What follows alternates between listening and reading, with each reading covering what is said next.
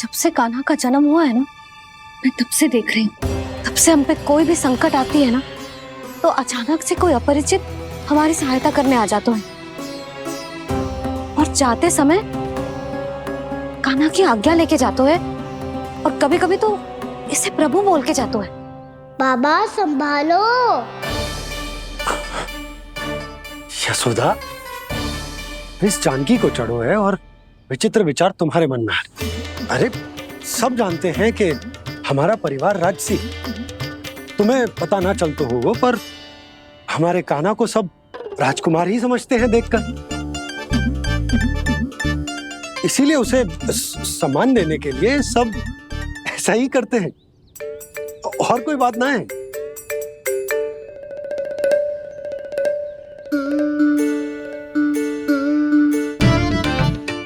अब जे मेरे लल्ला को ऐसे क्यों घूर रहे हैं? बुरी दृष्टि लगाएंगे क्या? वैद्यराज जी, आपके सहायक तो गए, अब आप यहाँ क्यों? वो क्या है ना, मैं अपने रोगी का निरीक्षण करके पूरी तरह से संतुष्ट होकर ही जाता हूँ।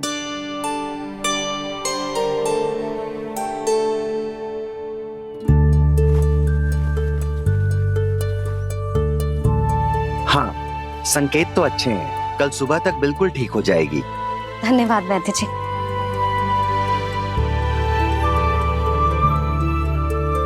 बस तो फिर हम कल पकड़न पकड़ाई खेलेंगे जानकी।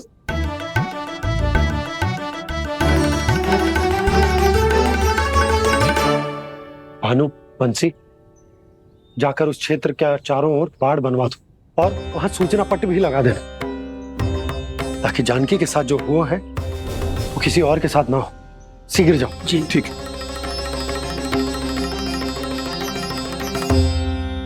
बाड़ और सूचना पट लगवाने से समस्या का समाधान नहीं होगा बाबा। निर्दोष पशु सूचना पट देखकर भी कुछ समझ नहीं पाएंगे।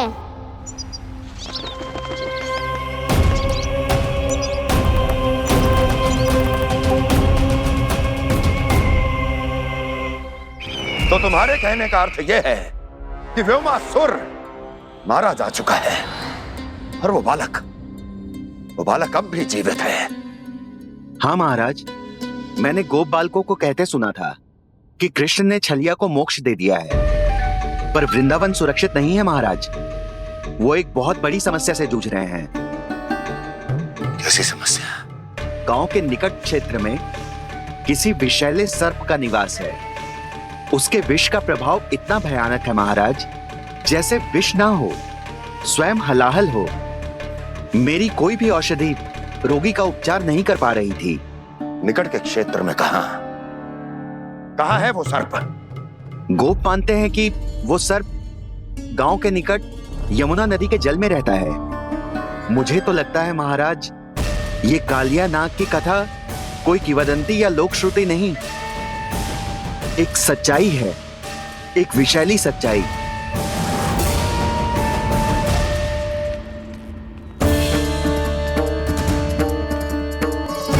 कालिया का सामना करने का समय आ गया है, पर उससे पहले मुझे बुलाना होगा उन्हें।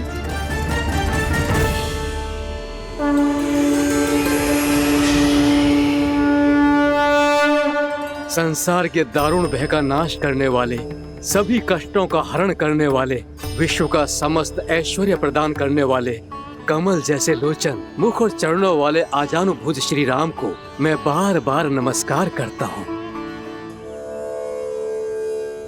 आपदामपहर्तारं दातारं सर्व संपदाम लोकाभिरामं श्री रामं भूयो भूयो नमाम्यहम्। कागभूसुंडी, कागभूसुंडी, कागभूसुंडी। प्रभु क्षमा करें, मुझे जाना होगा।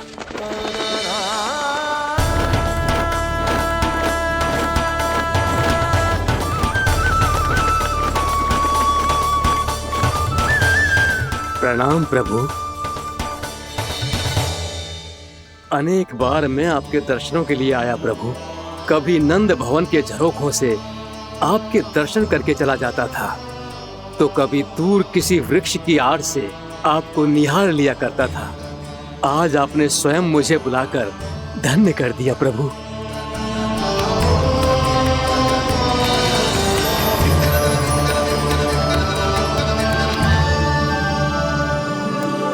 मैंने आपको यहाँ एक विशेष कारण से बुलाया है।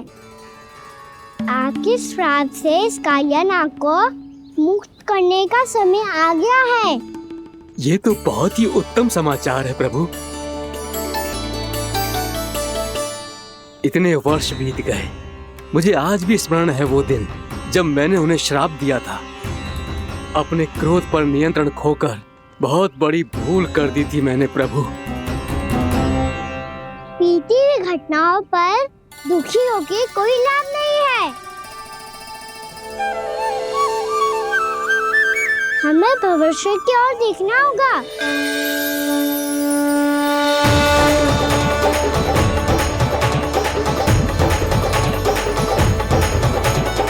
आदेश कीजिए प्रभु, क्या आज्ञा है आपकी? जब मैं कालिया नाग का सामना करने जाऊं, तो आप यहीं रहिएगा। आपको अपने आप पता चल जाएगा कि कब क्या करना है। और हाँ, लौटते जाते समय नारद मुनि से कहिएगा, वो आकर मुझसे भेंट करे। अवश्य प्रभु, प्रणाम। क्या इसने सच्ची में देवर्षि नारद को बुलाया है? नारायण नारायण, आपको संदेश भेजने की आवश्यकता नहीं थी। आप स्मरण करते और मैं चला आता। तुम्हारा कल्याण हो नारद।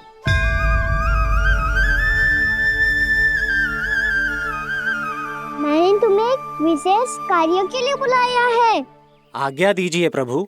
तुम्हें एक बार फिर कंस से भेंट करनी होगी। विचार कीजिए महाराज, क्या आप बिना किसी शंका के कह सकते हैं कि कौन सी पंखुड़ी पहली है और कौन सी आठवीं? उस दुष्ट से भेंट करना स्वयं कीचड़ में उतरने के समान है प्रभु। कमल पुष्प प्राप्त करना हो तो कीचड़ में उतरना पड़ता है नारद। आपका आदेश तो मैं स्वप्न में भी नहीं टाल सकता प्रभु। कंस कालिया नाग के बारे में जान गया है, पर वो उसका सामना करने का साहस नहीं कर पाएगा। मैं आतुर हूँ प्राप्ति, मूर्ख नहीं। मेरी बुद्धि फिर नहीं गई है। मैं स्वयं उस कालिया जैसे महाविषैले सर्प के सामने खड़ा हो जाऊं और अपने ही काल को आमंत्रित कर लूं। तो फिर अपने लाभ के लिए उसका प्रयोग करने का कोई और उपाय सोचिए स्वामी। कुछ ऐसा कीजिए कि यमुना नदी का पूरा जल विषैला हो जाए और वृंदावन वासी उसका उपयोग करे, और आपका काल कहलाने वाला वो बालक स्वयं काल के गाल में चला जाए। उत्तम उत्तम सुझाव है प्राप्ति। अब मुझे उस कालिया तक पहुंचने का मार्ग ढूंढना होगा। उसको विवश करने का कोई उपाय ढूंढना होगा, क्योंकि व्यक्तिगत रूप से उससे भेंट करना असंभव है। असंभव। आप सही कह रहे हैं प्रभु। कंस में उतना सामर्थ्य नहीं कि वो कालिया नाग का सामना स्वयं कर सके। वैसे तो कालिया गरुड़ देव का भी सम्मान नहीं करता, तो फिर वो कंस का सम्मान क्यों करेगा भला? नहीं करेगा, पर कंस तुम्हारा सम्मान अवश्य करेगा नारद। तुम्हारी बातें भी सुनेगा और मानेगा भी। ये मेरी योजना का बहुत ही महत्वपूर्ण भाग है। तुम कंस के पास जाओ और कहो कि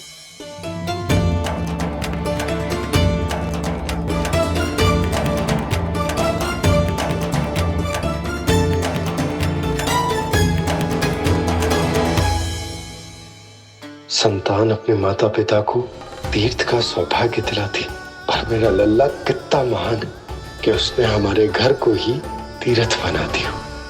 ऐसा तीर्थ जहां मेरी आंखों के सामने भक्त और भगवान का मिलन हो रहा है। जो आज्ञा प्रभु।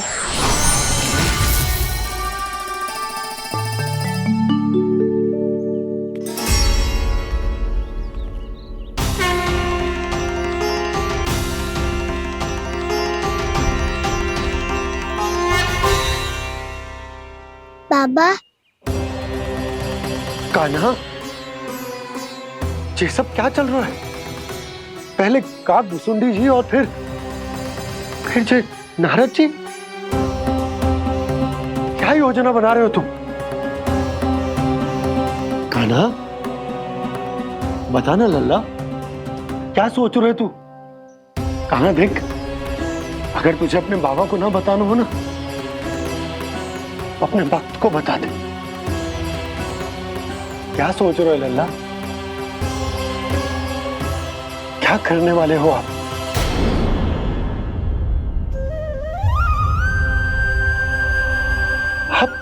आप इतने दुखी क्यों हो? कान्हा,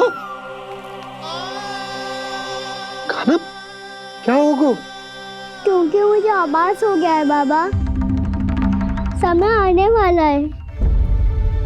कौन सा समय आने वाला है लल्ला? शीघ्र सब कुछ बदलने वाला है। भैया को मेरा सत्य पता चल जाएगा बाबा।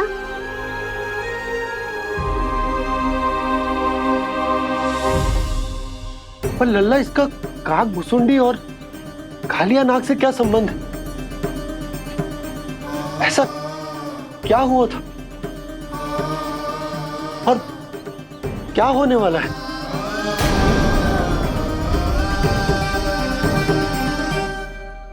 जो होने वाला है बाबा, उसका संबंध उससे है जो सैकड़ों वर्ष पहले हुआ था। महर्षि भृगु के एक वंशज थे वेद शिरोमुनि, जो विंध्याचल की पहाड़ियों में साधना कर रहे थे। तभी वहाँ अश्वशिरा नाम के एक दूसरे मुनि आमंत्रण के बिना ही आ गए। कितना सुंदर और शांतिपूर्ण आश्रम है। यहाँ प्रभु की साधना करने में बहुत आनंद आएगा। शीघ्र ही अश्वशिरा मुनि उपस्थिति के कारण होने वाले व्यवधान से बाध्य होकर वेद शिरोमुनि ने अपनी आंखें खोली। कौन हो तुम और यहाँ क्या कर रहे हो?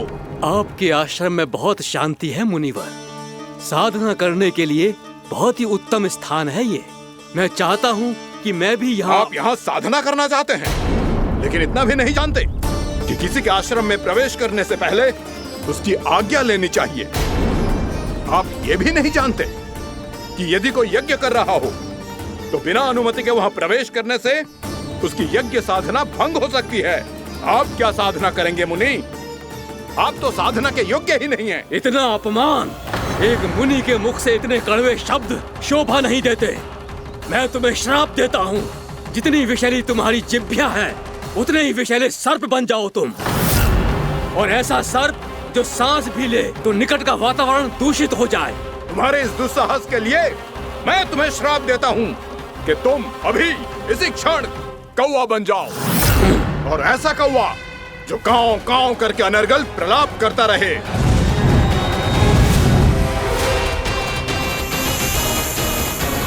ये मैंने क्या किया? ये मैंने क्या किया? क्रोध के कारण दोनों ने एक दूसरे को श्राप दे दिया। पर दोनों ही मेरे भक्त थे, और भगवान होकर मैं अपने भक्तों को इतनी कठिनाई में कैसे देख सकता था। इसीलिए जिस संकट में उन दोनों ने अपने आप को फंसा लिया था, उसका समाधान करने में मैं उनके पास गया।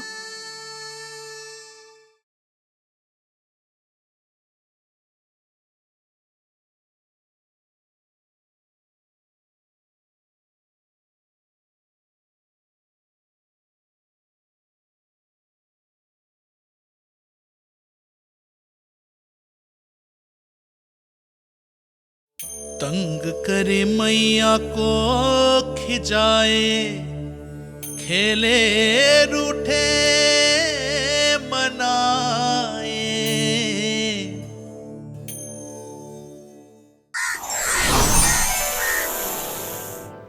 देखिए ना प्रभु, ये क्या हो गया हमसे? हमारी रक्षा कीजिए प्रभु, मार्ग दिखाइए हमें। क्रोध पर नियंत्रण ना होने के कारण आप दोनों ने एक दूसरे को बहुत ही भीषण संकट में डाल दिया है। आप दोनों ही तपस्वी, तप के बल से दिए गए आपके श्राप को लौटाना भी संभव नहीं है। प्रभु कोई तो उपाय होगा, हम आपके शरण में हैं प्रभु। अपराध तो हमसे हुआ है प्रभु, पर अब आपसे ही आशा है। कुछ ऐसा कीजिए भक्त वत्सल, जिससे हम दोनों के श्राप का प्रभाव कुछ कम हो जाए। आप दोनों ही मेरे भक्त हैं, इसलिए आपकी पीड़ा का निवारण करने का एक उपाय है मेरे पास। वेद शिरामुनि, जब आप कालिया नाग बनेंगे तो आपको मेरे चरणों को अपने शीश पर धारण करने का सौभाग्य मिलेगा। और अश्र शिरामुनि, आप काग योनि होने के बाद भी आप श्रेष्ठतम ज्ञान और सर्वाधिक यौगिक सिद्धियों के स्वामी होंगे और प्रवचन दिया करेंगे। इसके बाद अश्वशिरा मुनि काक भुसुंडी बन गए, जिन्होंने आगे चलकर स्वयं गरुड़ देव को रामायण सुनाई।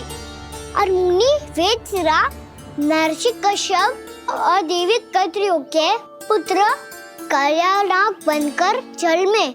और अब वही कालिया नाग जमुना जी में, जिनके कारण जानकी के प्राण लगभग चले ही गए थे। अब कालिया नाग को उचित स्थान पर भेजने का समय आ गया है बाबा।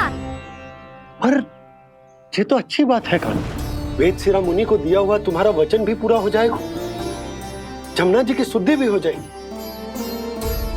इस सब के बाद भी तुम दुखी क्यों हो? क्योंकि इसके बाद मैया के सामने मेरा रहस्य खुल जाएगा बाबा। उन्हें पता चल जाएगा कि उनका बालक कोई साधारण बालक ना है। भविष्य में जो होने वाला है उसे सबके सामने घटने से रोकना मेरे लिए भी संभव ना होगा। मैया को सब पता चल जाएगा। क्या पता चल जाएगा रे मुझे?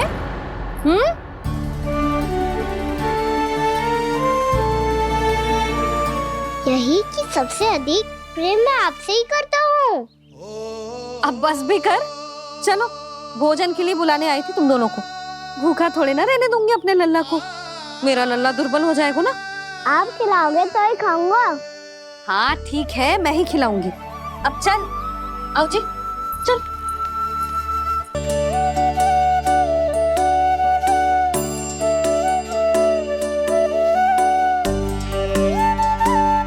मैया खेलो ना मेरे साथ। मैया सुनो ना, मेरी बात ना मानोगी? अभी बहुत कार्य पड़े लल्ला, देख जानकी को औषधि भी देने जानो है ना। औषधि मैं दे दूंगा, फिर तो खेलोगी ना आप मेरे साथ। पिछले कुछ दिनों से अपनी मैया का अधिक से अधिक प्रेम पाने का प्रयास करो है कान्हा। इसका तो एक ही अर्थ हो सकता कि कछु बहुत बड़ो होने वालो है। कान्हा रुक जा लल्ला। कान्हा क्यों तंग कर रहा है? मैया को पहन लेना। कान्हा, कान्हा, ये क्या करो तूने?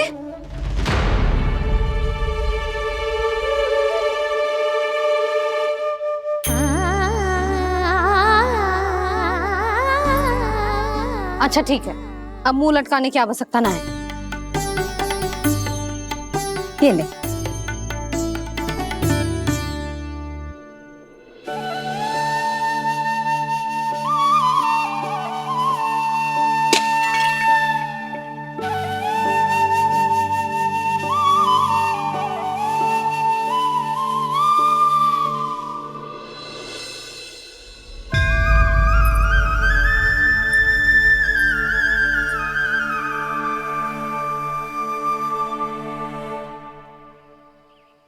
तंग करे मैया को खिजाए, खेले रूठे मनाए, लीला अनोखी करके शरारत, कान्हा दंड भी पाए।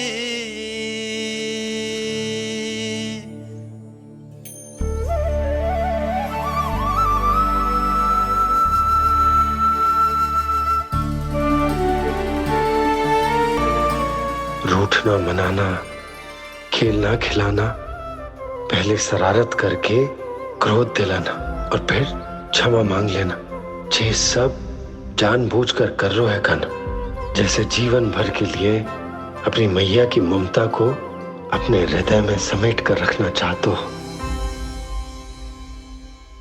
कैसे कैसे करूं उस कालिया से मित्रता, कैसे करूं उसका उपयोग?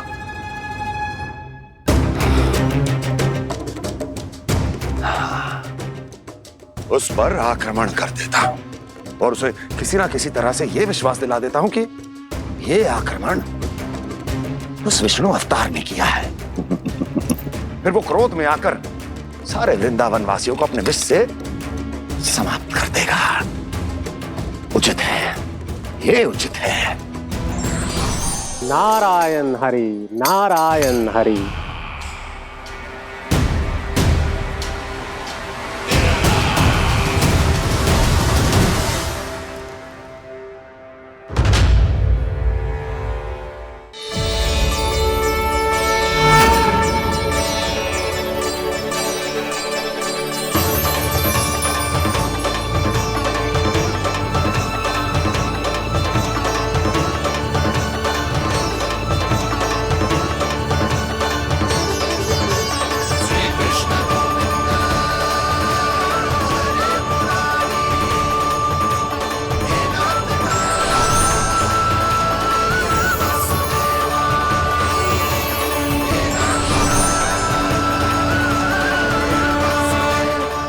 वरन आया हुआ मसूर।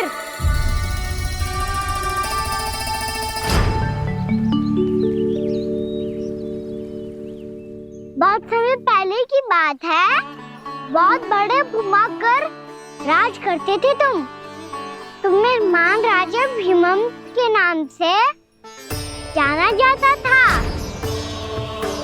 सब कुछ था तुम्हारे पास, पर शांति नहीं थी। इसीलिए शांति की खोज में अपना संपूर्ण राज अपने पुत्रों को सौंप कर मलय पर्वत की ओर चल दिए। अनेक वर्षों की तपस्या के बाद तुम्हारे तप की कीर्ति चारों ओर फैलने लगी और फिर सच्चे तपस्वी की धूप में तुम्हारी ख्याति से प्रभावित होकर महर्षि उलट तुमसे भेंट करने आए। राजा भीमरथ, आपने ईश्वर की प्राप्ति के लिए सब कुछ छोड़ दिया, पर अपना अभिमान नहीं छोड़ पाए। इसीलिए मेरे आगमन पर सम्मान के साथ खड़ा होना तो दूर, मेरा अभिवादन भी नहीं किया। अभिमान तपस्वी का गुण नहीं होता है राजन, अभिमान राक्षसी गुण है। इसलिए मैं आपको श्राप देता हूं कि आप अगले जन्म में एक राक्षस के रूप में जन्म लेंगे, एक राक्षस के रूप में जन्म लेंगे। मुझे क्षमा कर दीजिए महर्षि, मैंने जानबूझकर आपका अपमान नहीं किया है। मैं तो यहाँ पर शांति की खोज में आया था। अपने भीतर के संसार में गहरे सोच विचार में डूबा हुआ था मैं। मुझे क्षमा कर दीजिए महर्षि, मुझे क्षमा कर दीजिए। अपनी भूल का आभास प्रायश्चित की ओर पहला पग होता है। मैं अपना श्राप तो वापस नहीं ले सकता, परंतु आपको एक वचन अवश्य दे सकता हूँ। जब भी प्रभु नारायण का अवतार होगा, आपको उचित समय पे वो वरदान देंगे जिसकी आप लंबे समय से प्रतीक्षा कर रहे हैं।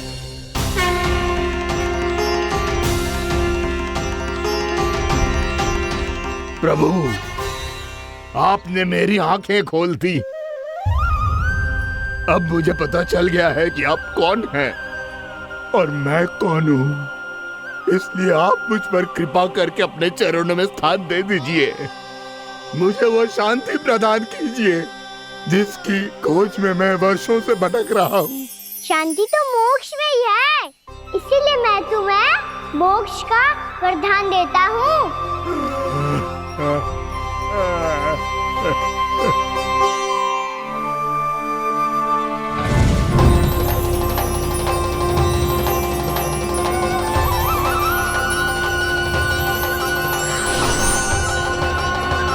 प्रभु की ये लीला सदैव स्मरण रखी जाएगी। इस स्थान को इनका आशीर्वाद मिलेगा और इस कंदरा को व्योमासुर की कंदरा के रूप में पहचाना जाएगा। भविष्य में अनेक ऋषि मुनियों की शरण स्थली बनेगी ये कंदरा। दीदी, ये कोई साधारण बालक ना है। ऐसा चमत्कार कोई साधारण बालक थोड़ी ना कर सकते है। तुम सत्य कह रहे थे बलराम। गाना सच्ची में भगवान ही है, तभी तो सब देवता इसे बसाने और इसकी ओर से युद्ध करने आते हैं। तुम सब ऐसे आंखें फाड़ के क्यों देख रहे हो मुझे?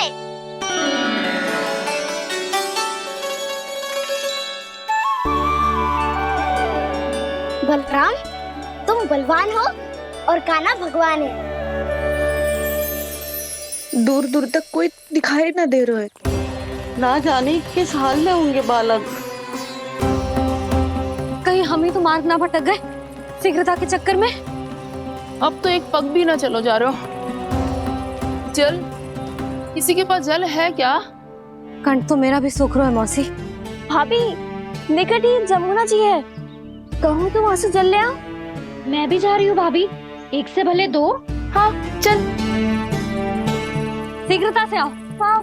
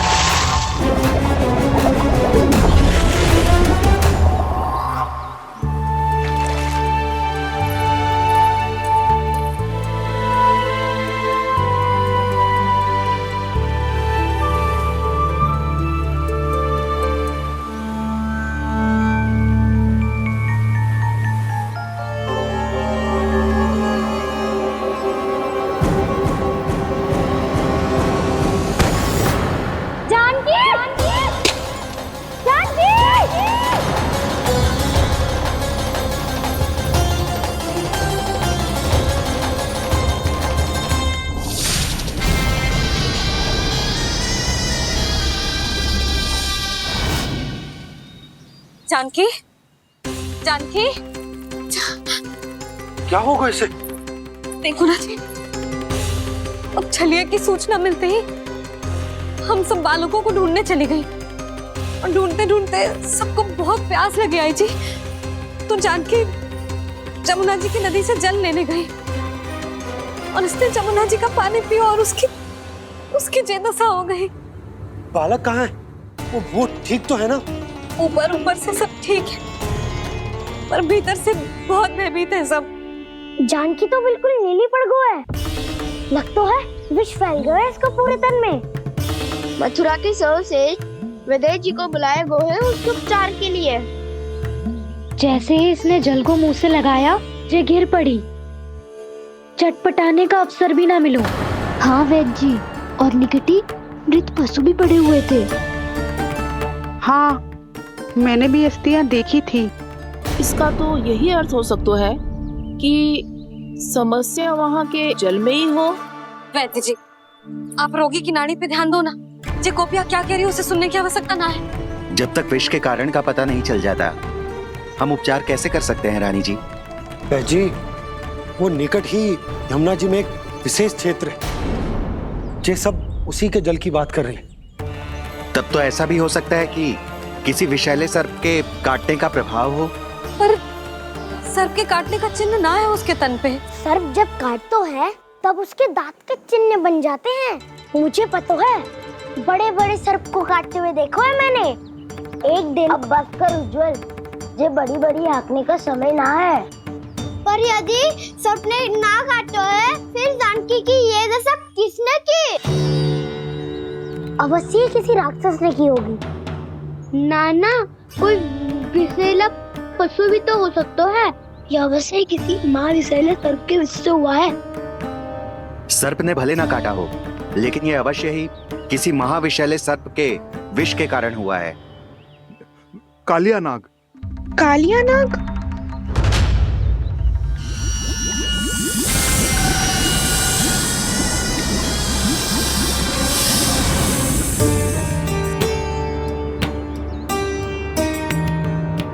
संकेतों से तो ऐसा लगता है कि जानकी ने कालियानाग के क्षेत्र के विशाल जल पी लियो है। कालियानाग एक लोक श्रुति है, कल्पना में गढ़ी हुई एक कथा और कछु न है।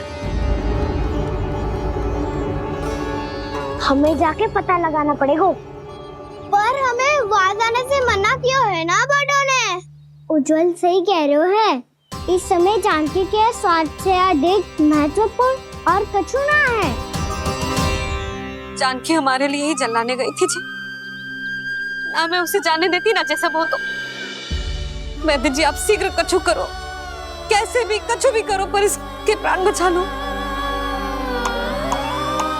यशोदा, धैर्य रखो, श्री नारायण पर विश्वास रखो, वो सब ठीक कर देंगे।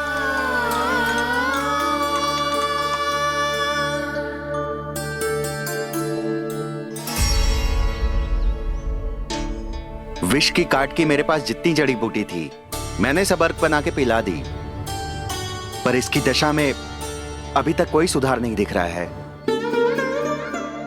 यह अंतिम जड़ी बूटी है, अगर इससे भी चमत्कार नहीं हुआ तो फिर जो नारायण की इच्छा।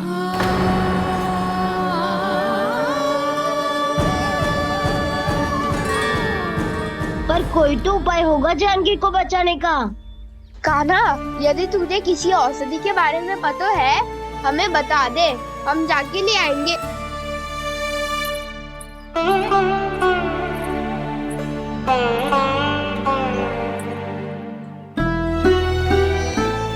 हे नारायण, हे प्रभु, मेरी जानकी के प्राण बचा ले प्रभु, या तो मैं अपने आप को कभी क्षमा न कर पाऊंगी। ये सारी मेरे ही कारण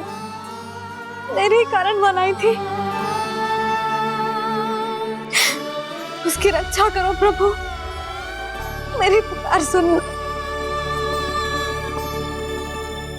कान्हा, तूने हमें वत्सासुर से बचाया था ना, और बकासुर से भी तो, और छलवे से भी तो तूने ही बचाया था ना हमें। क्या ऐसा कोई उपाय ना है जानकी को बचाने का? धन्वंतरी,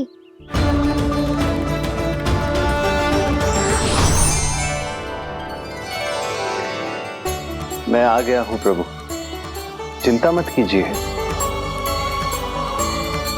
आपके आदेश का पालन अवश्य होगा। यशोदा मैया,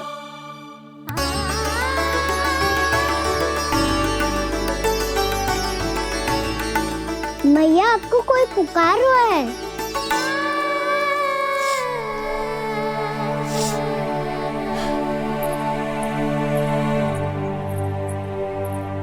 चिंता मत करो मैया, अब धन्वंतरी जी आ गए हैं, वो सब संभाल लेंगे।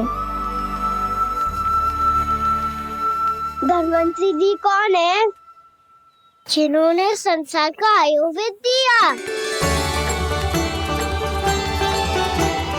आरोग्य के देवता, वे श्री नारायण के अवतार।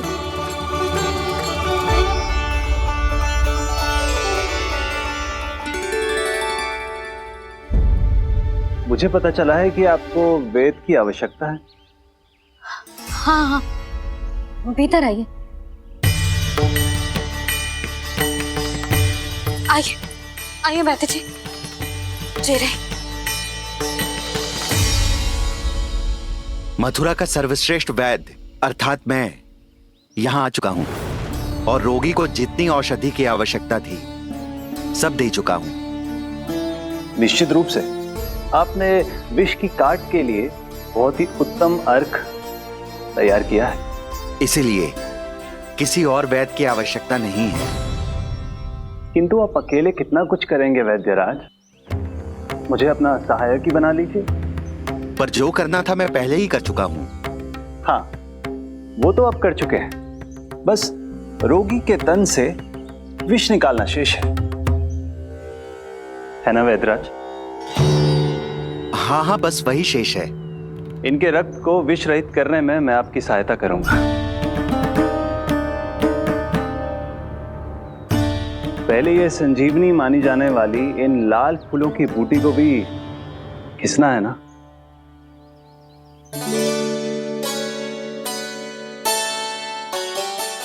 हाँ हाँ, तुम सही कह रहे हो, इसे अच्छे से घिसो।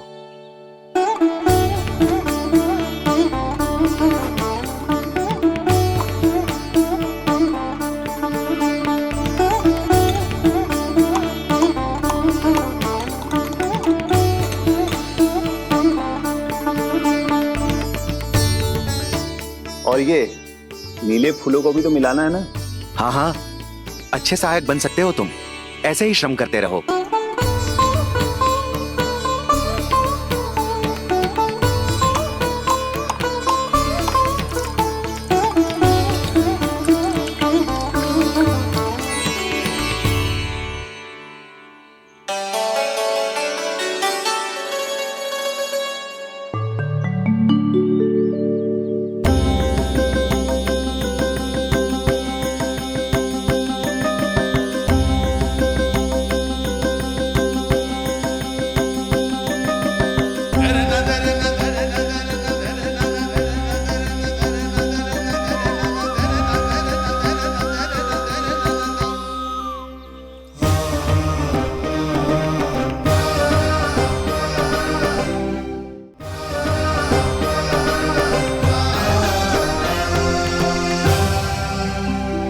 जानकी स्वस्थ तो हो जाएगी ना धन्वंतरी जी?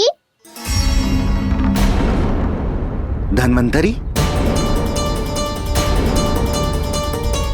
प्रभु, अब मैं क्या करूं? आपने तो स्वयं ही मेरी पहचान उजागर कर दी। जी क्या करो कान्हा? आप सब ऐसे क्यों देख रहे हो? भैया कहती है ना, सभी वेद धन्वंतरी जी का ही रूप होते हैं। वाह कृष्णा, चतुर तो हो तुम। वैसे वास्तविक धन्वंतरी मैं हूँ, मेरा अर्थ है वास्तविक वैद्य मैं हूँ। ये तो मेरा सहायक है, मुझे पूरा विश्वास है बिल्कुल ठीक हो जाएगी। वैसे ही थोड़े ना मुझे मथुरा का सर्वश्रेष्ठ वैद्य कहते हैं लोग।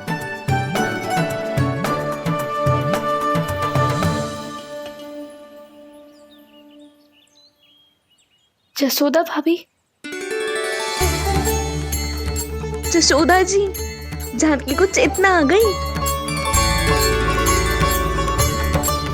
जानकी, जानकी, जानकी, तू ठीक है ना? क्षमा करना भाभी, मैं आपके लिए जल ना ला पाई, बस बहुत भूख लगी है। मैं अभी कछु लाती हूँ। जानकी माखन खाओगी?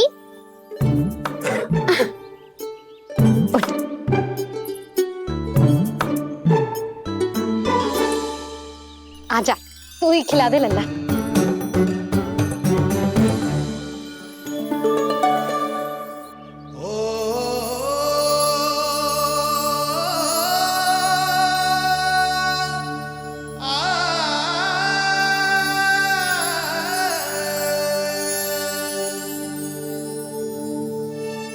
तुम सब मेरे लल्ला को माखन चोर कहती हो ना? आज देखो, अपना ही माखन जानकी को खिला रहे हो।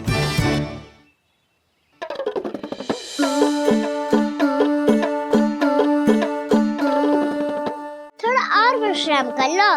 सदैव तुम हम सबकी सेवा करती हो, आज मैं तुम्हारी सेवा करूंगा।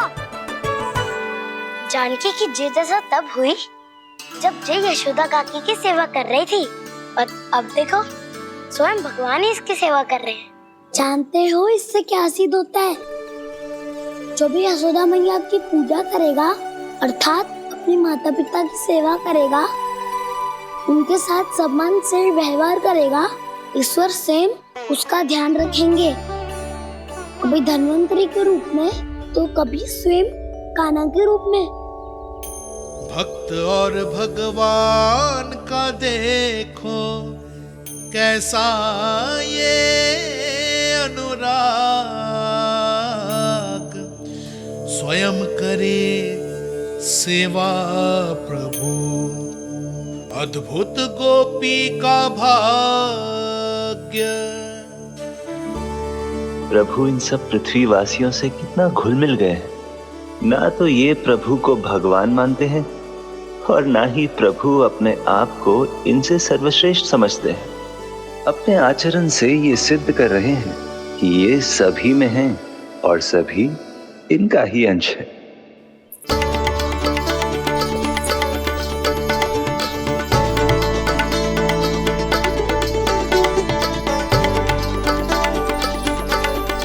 प्रभु, अब मुझे जाने की आज्ञा दीजिए।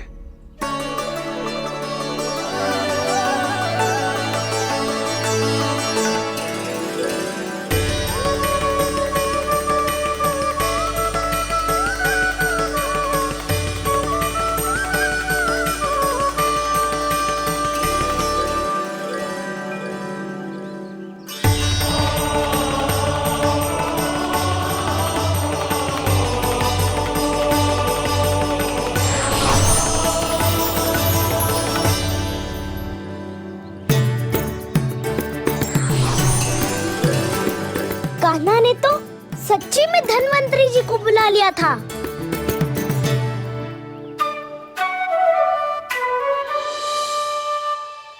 जब से कान्हा का जन्म हुआ है ना, मैं तब से देख रही हूँ, तब से हम पे कोई भी संकट आती है ना, तो अचानक से कोई अपरिचित हमारी सहायता करने आ जाता है।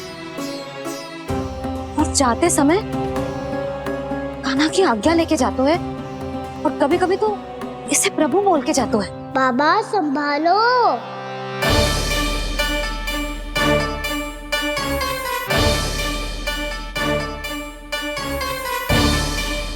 जिसके सामने माया जाल बुनने का प्रयास कर रहे हो, ये माया के स्वामी है।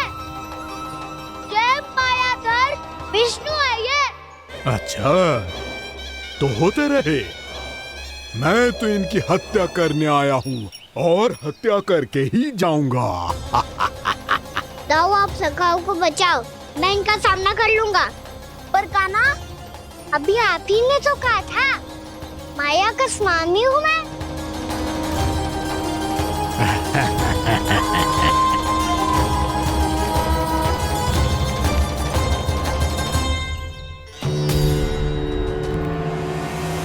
ये तो मथुरा का व्यापारी है।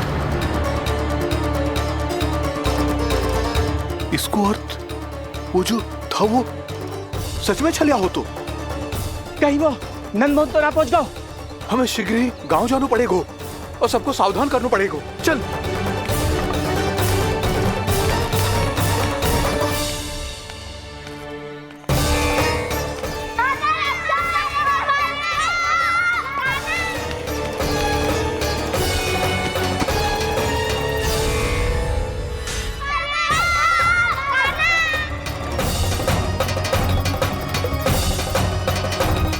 यदि तुम्हें लग रहा है कि मेरे छल के वार से बच गए हो, तो मुझसे भी बच जाओगे। ये तुम्हारी सबसे बड़ी भूल है कृष्ण। मेरे पास बहुत सारे मायावी अस्त्र हैं, जो क्षण भर में ही तुम्हें विष्णु लोक पहुंचा देंगे। तो फिर प्रतीक्षा क्यों कर रहे हो? बालक, मैं परिहास नहीं कर रहा हूँ। मुझे पता है, तभी तो कह रहा हूँ शीघ्र दिखाओ ना। मुझे तुम्हारे सारे मायावी अस्त्र देखने हैं। कैसे बालक हो तुम? मैं यहाँ खेल दिखाने नहीं आया हूँ। उस समय व्रत क्यों कर रहे हो ब्रह्मासुर? जो करने आए हो वो ही करो ना। अब देखो कैसे तुम्हारे प्राण एक ही वार में इस देह का साथ छोड़कर उड़ जाएंगे। मेरी मायावी अग्नि तुम्हारे भोले भाले से इस मुख को जलाकर भस्म कर देगी।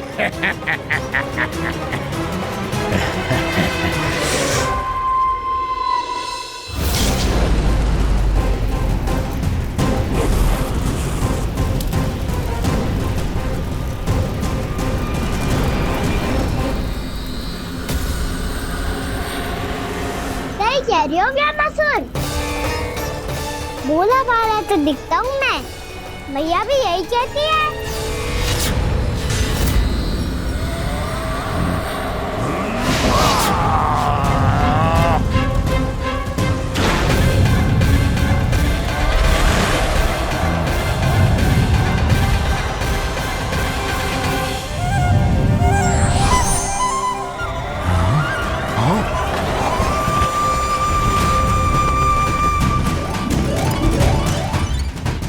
आसन को उपहार देने के लिए बहुत बहुत धन्यवाद रामासुर। बहुत समय से खड़े खड़े थक गया था मैं।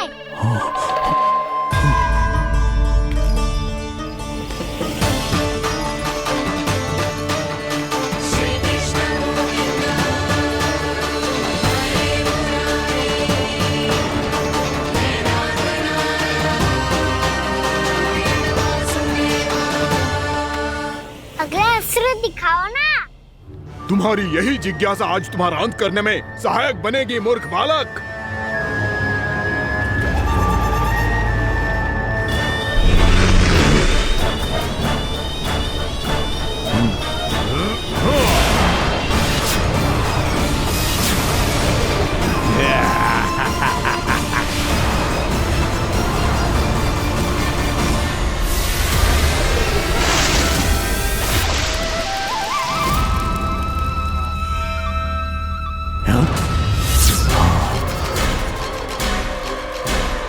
अच्छा, पर प्रक्षालन करना चाहती थे तो पहले क्यों नहीं बताया? मुस्कुराना बंद करो। तुम्हारी ये हंसी मुझे कांटों की तरह चुभ रही है। पर मैया तो कहती है कि मेरी मुस्कुराहट फूलों की तरह है।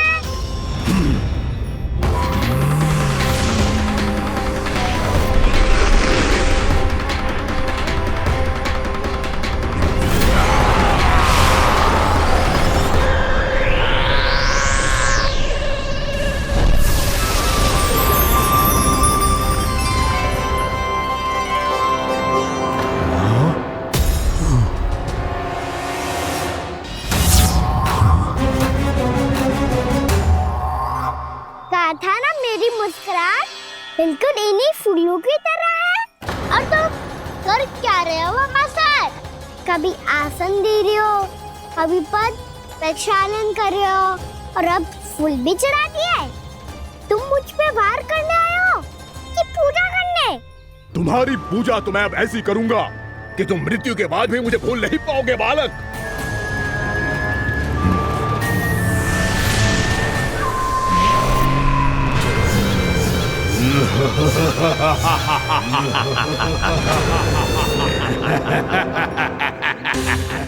कान्हा, ये चट्टान तो मुझसे हिल ही ना रही।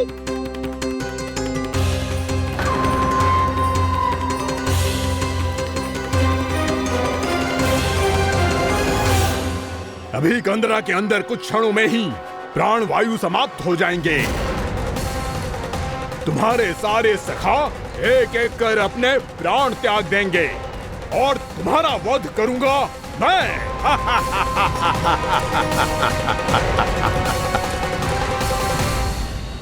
अरे सब जन बच के रहना। छलिया आया हुआ है वृंदावन में। अरे छलिया आ गया है। वृंदावन में मायावी छलिया। अरे क्या हुआ? कौन छलिया? मायावी छलिया, सबको छलता है वो। हाँ, कुछ भी कर सके है वो। बहुत भयानक। अरे भानु, ठहर जरा, क्या हुआ? बहुत भयानक है वो, बच के रहना सब लोग। अरे भेष बदल ले तो है वो। हाँ। क्या हुआ? छलिया है वो। अरे मेरी बात तो बताओ। रानी भाभी, रानी भाभी, कान्हा घर पर ही है ना? ऐसे भड़बड़ा क्यों रहे हो? कोई भूत देख लियो है क्या? भूत ना भाभी, छलिया से भेंट हो गई। सच्ची का मायावी छलिया है भाभी। क्या उल्टा सीधा बोले जा रहे हो? ठीक से बताओ। अब बोलो भी। वो कान्हा के पीछे पड़ो है वो। मेरे लल्ला के पीछे? हाँ रानी भाभी, हमारे अचेत होने से पहले हमने उसे ये कहते सुना था कि वो वृंदावन आने वाला है कान्हा से मिलने। हे नारायण, मेरे कान्हा की रक्षा करना। जसोदा जी, मायावी छलिए से बचना बालकों के बस की बात ना है।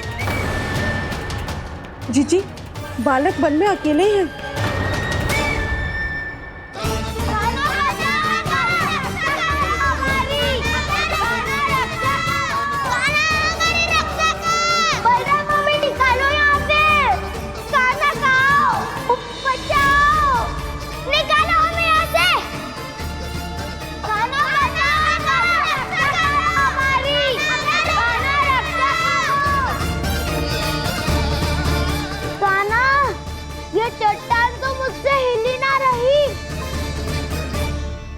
यदि मैं माया का स्वामी हूँ तो आप भी बल के स्वामी हो।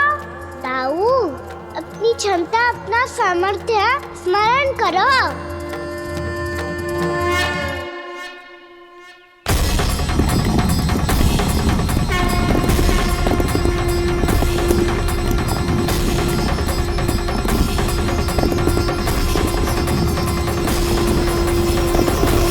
इससे पहले कि वो कंदरा का द्वार खोल के तुम्हारे सखाओं को बाहर निकाले, मैं तुम्हारे प्राण ले लूंगा कृष्ण।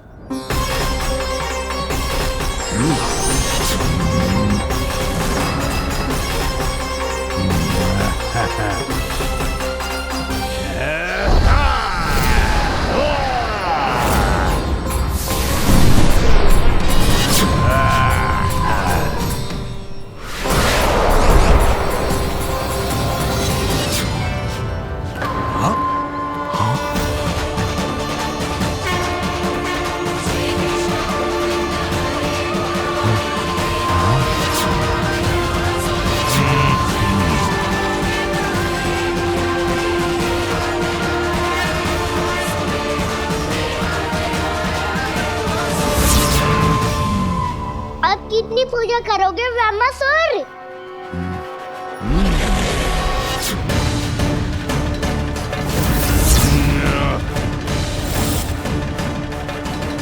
प्रभु तो खेल खिला रहे हैं इससे, और ये खेले जा रहा है विवश होकर, उनकी माया से बाध्य होकर।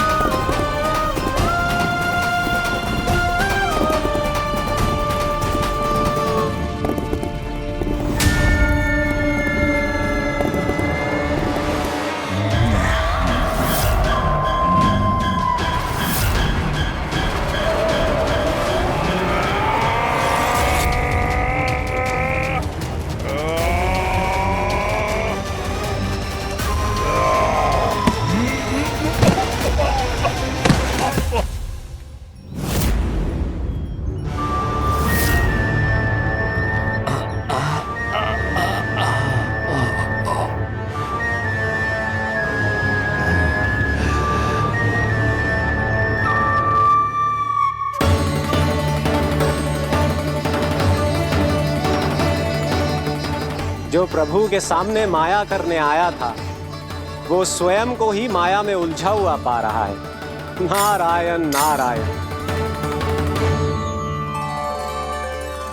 लो, अब तो तुमने दंडवत प्रणाम भी कर लिया,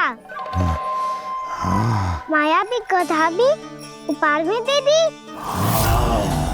तुम चाहते क्या हो ब्रह्मासुर? मेरी शरण में आना है क्या?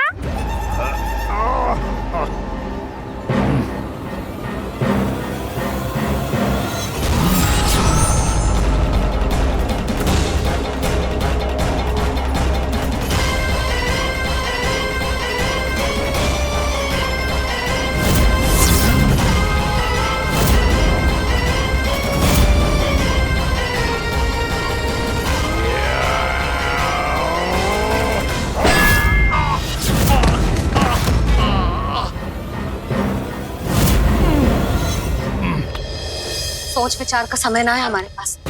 अपने बालकों की रक्षा के लिए इसी क्षण हमें निकलना होगा। और वो छलिया किसी का भी रूप धारण कर सकते हैं। सुलक्षणा तेरा, शांति तेरा या मेरा, किसी का भी रूप धारण करके हमें भ्रमित कर सकते हो। इसीलिए हमें सतर्क रहना होगा। समझ आई? चलो।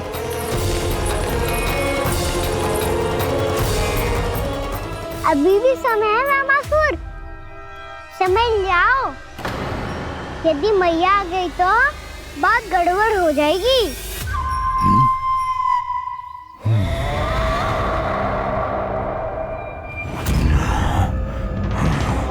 मुझसे झूठ का कोई लाभ नहीं होगा।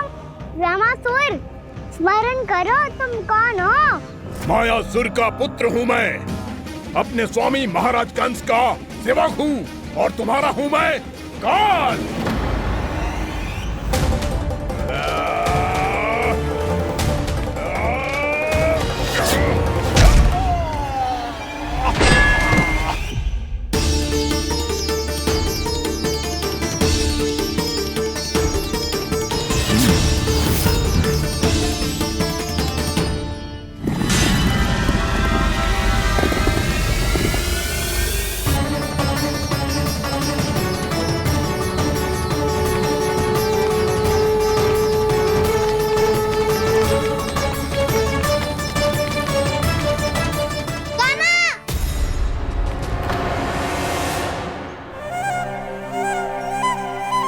बाबा कहते हैं दुष्टों को पहले बातों से समझाना चाहिए, फिर भी ना माने तो अस्त्र ना उठाना कायरता होती है।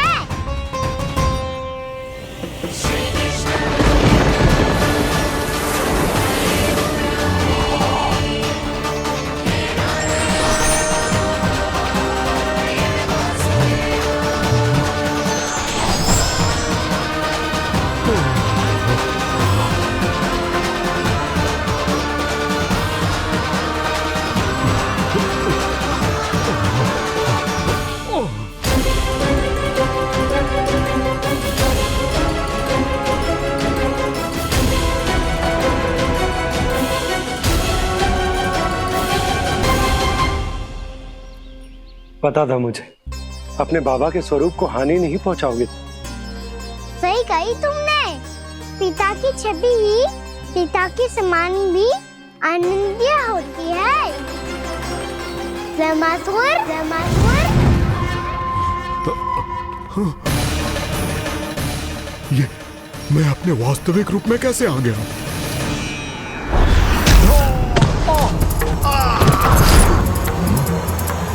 मेरे बाबा का स्वरूप नहीं लेना चाहिए था तुम्हें। मैया ने सिखाया है भूल को क्षमा किया जा सकता है, पर जानबूझ के किए गए अपराध के लिए दंड ही एकमात्र विकल्प होता है। ये बार बार अपनी मैया का नाम ले रहा है। यदि मैं वो स्वरूप लूं तो अपनी मैया पर वार नहीं कर पाएगा ये।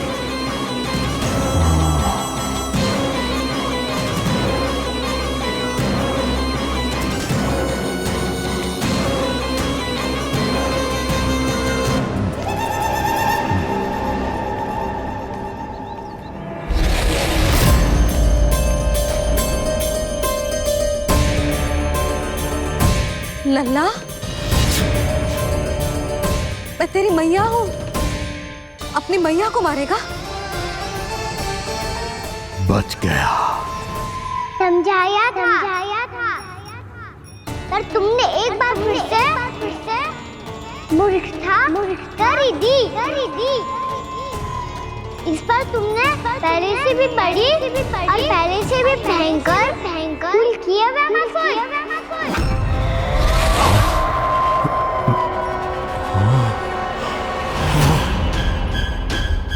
ये क्या हो रहा है मुझे?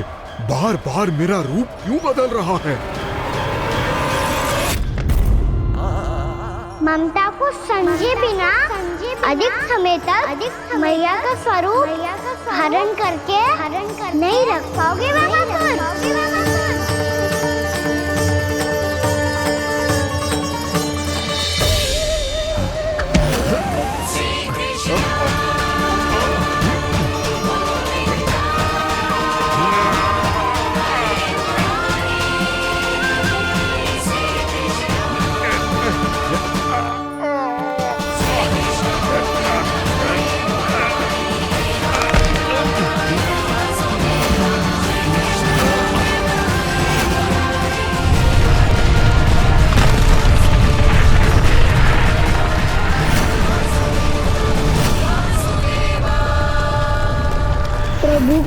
क्रोध से धरती भी कांपने लगी है।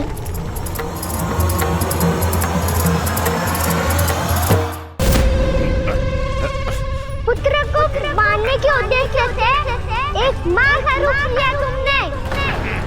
ये ममता का और मेरी मैया का घोर अपमान है रावणासुर।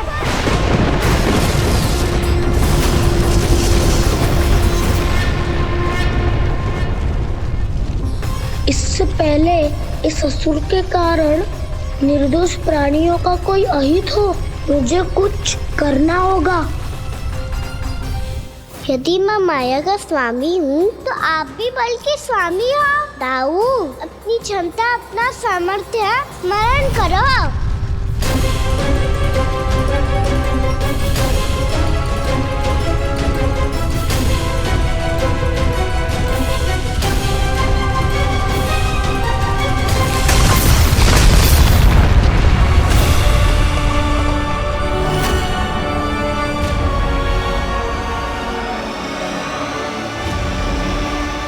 अद्भुत बलदाऊ, अद्भुत।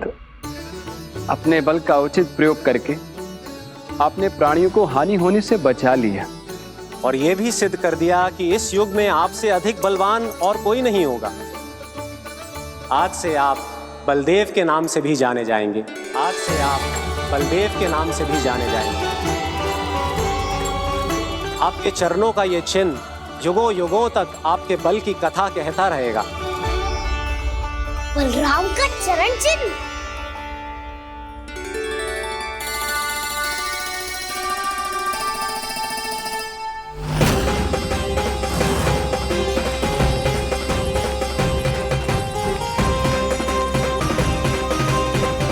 मेरी माया से आज तक कोई नहीं बच पाया है। एक बार मुझे छोड़कर देखो, फिर पता चलेगा कि मैं हूँ कौन। पहले ये तो देख लो कि मैं कौन हूँ।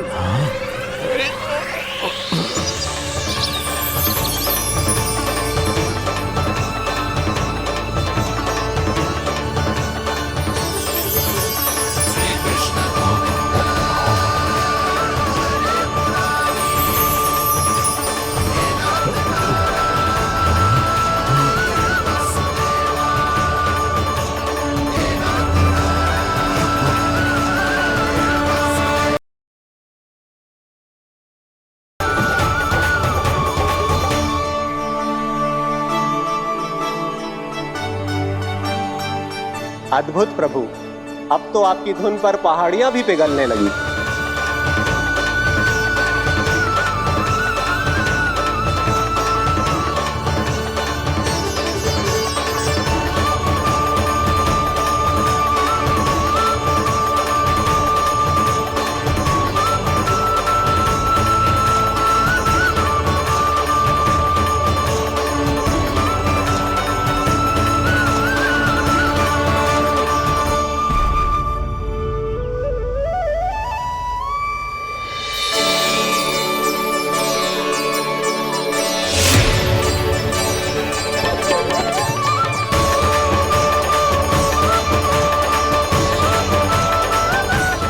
देखते ही देखते पूरी पहाड़ी बाहुविहल होकर पिघलने लगी है। प्रभु मुरली बजाने में खो गए हैं और उनके साथ ही खो गए हैं सभी सुनने मनुष्यों, पशु पक्षियों और देवताओं के ही नहीं, जड़ चेतन किसी के लिए को रोक पाना संभव नहीं होगा। कहीं प्रभु की इस मनमोहक मुरली की धुन पर सारा ब्रह्मांड ही ना पिघल जाए। गाना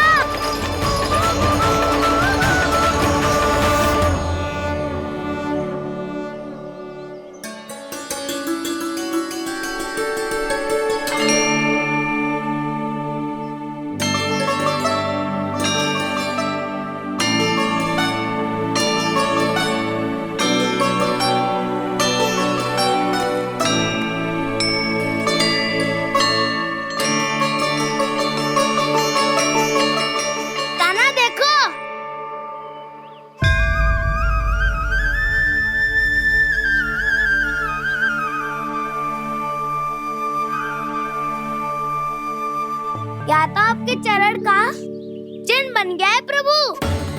अपने भक्तों के हित के लिए मेरी बस एक ही इच्छा है, ऐसी चिन्ह मेरे हर भक्त के हृदय पर हो। आपके पद चिन्ह तो सदैव से ही आपके भक्तों के हृदय पर छपे हुए हैं प्रभु, पर इस पहाड़ी ने भी अब इसे अपने मन में बसा लिया है। तो युगों युगों तक इस पहाड़ी को चरण पहाड़ी के नाम से जाना जाए। तो युगों युगों तक इस पहाड़ी को चरण पहाड़ी के नाम से जाना जाए। तो युगों युगों तक इस पहाड़ी को चरण पहाड़ी के नाम से जाना जाए।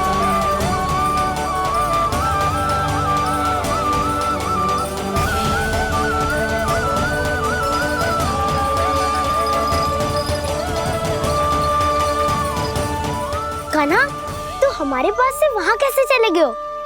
हमें तो पता भी ना चलो। मैं कहीं ना गया था उज्जवल, और ना ही कहीं जाऊंगा। सदैव यही रहूंगा मैं, तुम सबके पास, तुम सबके मन में। भले ही कोई असुर मुझे तुम सबसे दूर ले जाने का कितना भी प्रयास क्यों ना कर ले।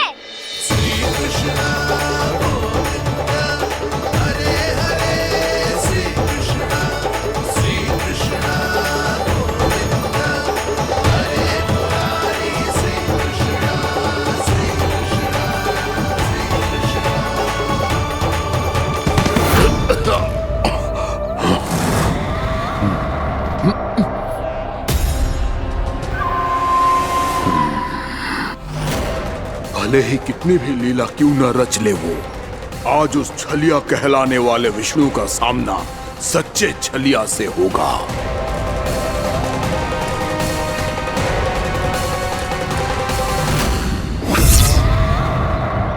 कान्हा, तू कहाँ भटक गए हो? तो नहीं सखा, मैं तो भटके हुए को मार्ग दिखा रहा था।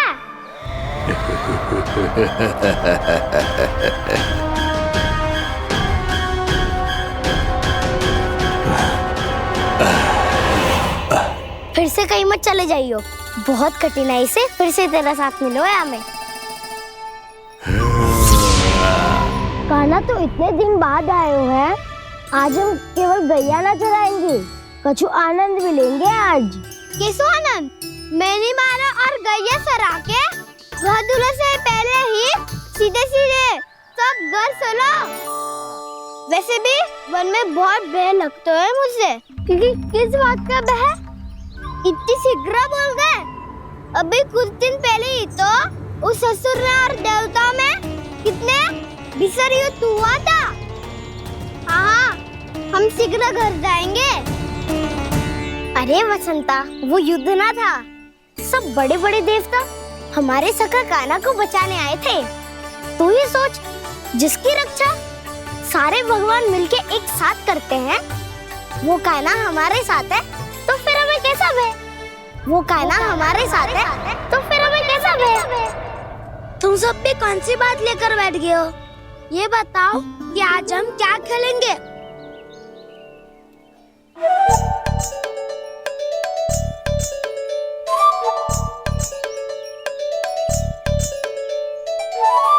चोर प्रहरी खेले। चोर प्रहरी? हाँ, इस पे एक जन प्रहरी बनते हैं और शेष बनते हैं सब चोर। और चोर का कार्य होगा भागना और छुपना, और प्रहरी का कार्य होगा चोर को पकड़ लेना। अरे वाह कान्हा, क्या खेल बताए हो है। इसमें तो बहुत आनंद आएगा। ये खेल भले ही तुम सब खेलोगे बालकों, पर आनंद तो मैं ही लूंगा।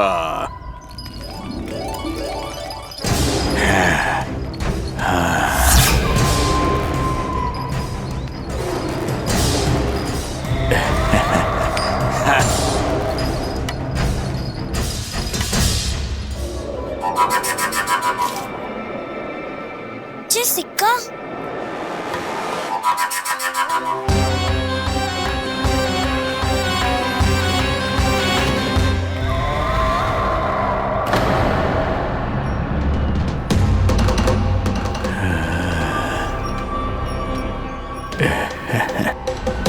कौन है तुम? छलिया, मायावी छलिया।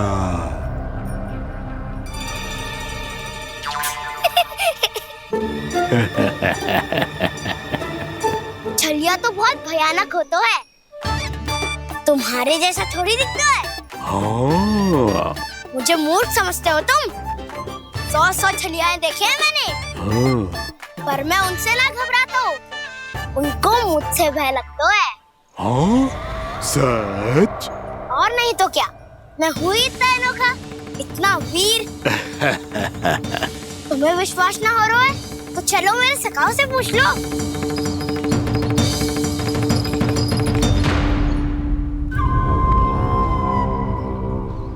वहाँ क्या देख रहे हो? इधर देखो ज्वर।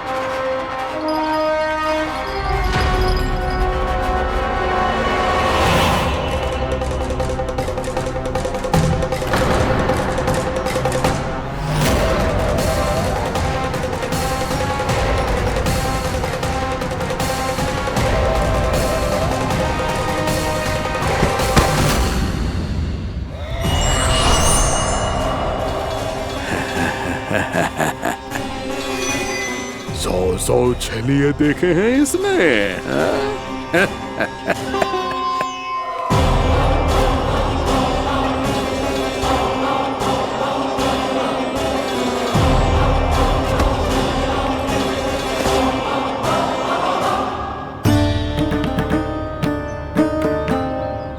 किसे देख रही हूँ काना? उज्जवल को। कहाँ चले गया वो?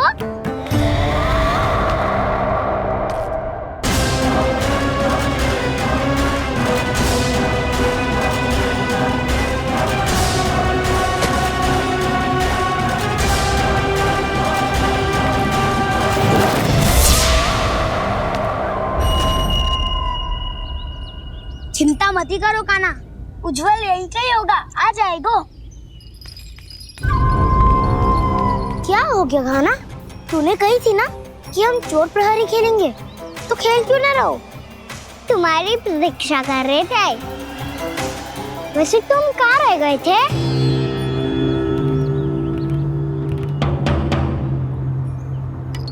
वो ये देखो ना, मुझे क्या मिला?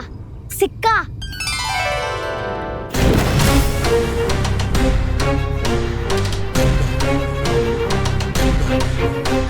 दीदी दिखा दिखा। ना ना, ऐसे ना, ये सिक्का मैं उछालूंगा और जिसके हाथ में आया वो बनेगा प्रहरी और अन्य सब चोर। शिकार है। यदि मैं प्रहरी बन गया तो बहुत सरलता से इस कृष्ण को पकड़कर गुफा में ले जाऊंगा और वहीं इसकी हत्या कर दूंगा। इसे इसके ही यंत्र में फंसाना होगा मुझे।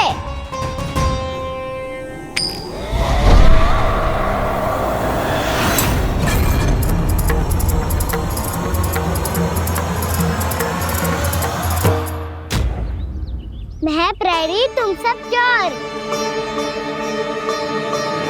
कोई बात नहीं कृष्ण, अब इस उज्जवल की तरह पहले तुम्हारे सारे सखाओं को फंसाऊंगा मैं और फिर ले जाऊंगा तुम्हें।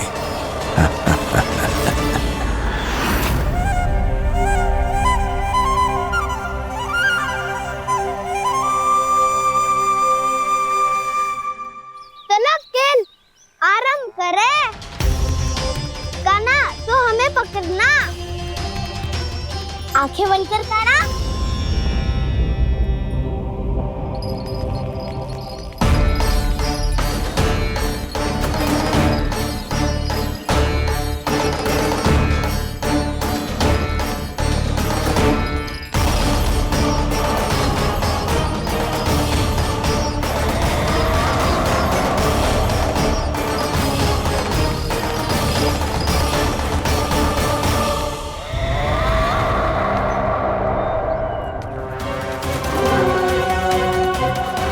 अकेला रह गया ये, अब फंस गया ये।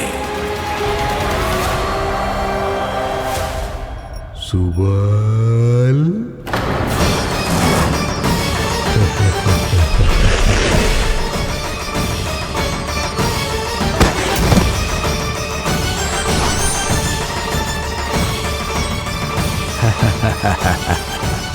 इन इन सब का तो मुझे पता नहीं, परंतु मुझे बड़ा आनंद आ रहा है इस खेल में।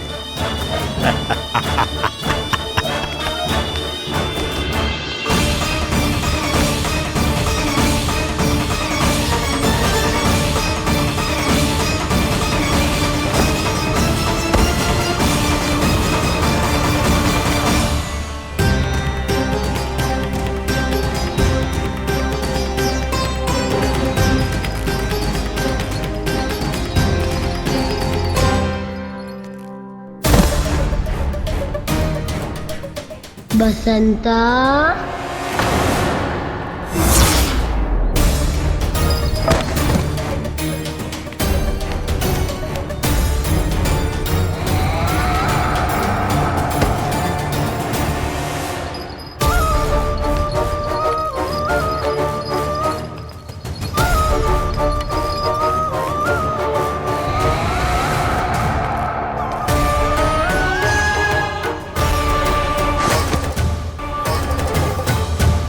ये तो एक एक करके सभी बालकों को अपना शिकार बनाता जा रहा है।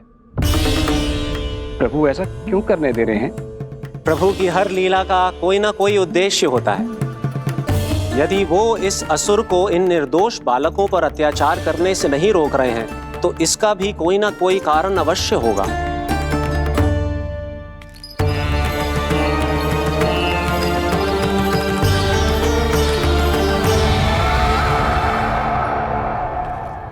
श्री दामा,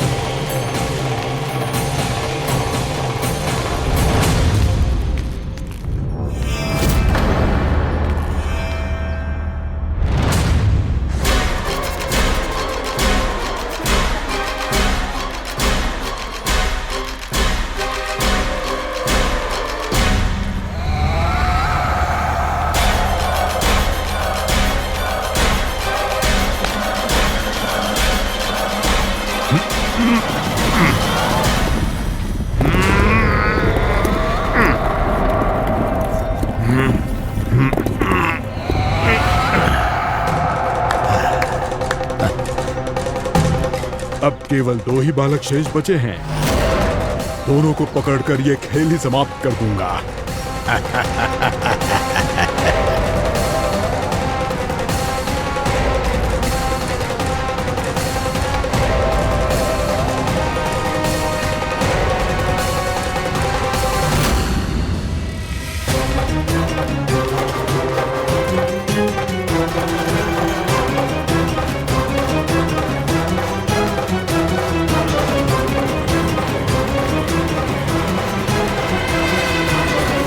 ये तो छलिया है, मायावी छलिया। मेरे सभी सखाओं को शिकार बना लिया इसने। मैं इसे नहीं छोड़ूंगा। कान्हा,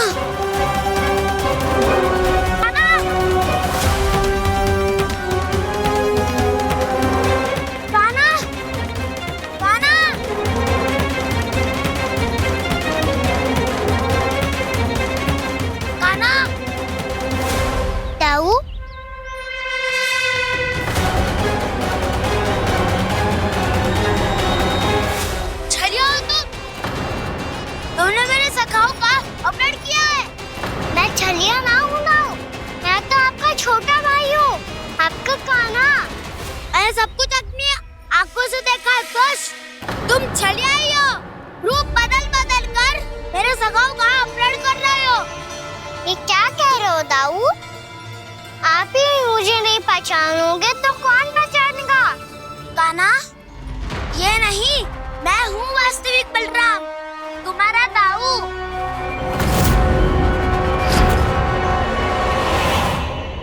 इसके भैकों में मत आना कान्हा, ये चलिए।